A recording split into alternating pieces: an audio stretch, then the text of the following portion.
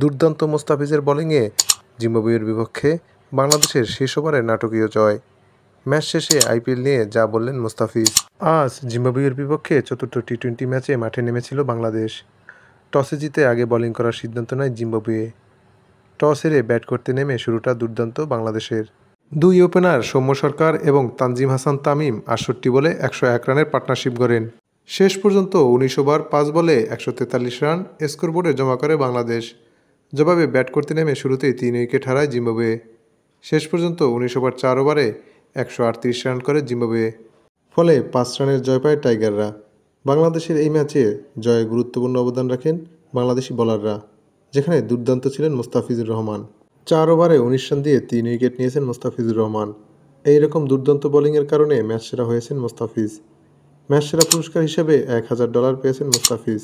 Match সেরা হয়ে Mustafiz IPL নিয়ে বলেন, আইপিএলের অভিজ্ঞতা আজকের ম্যাচে কাজে লেগেছে।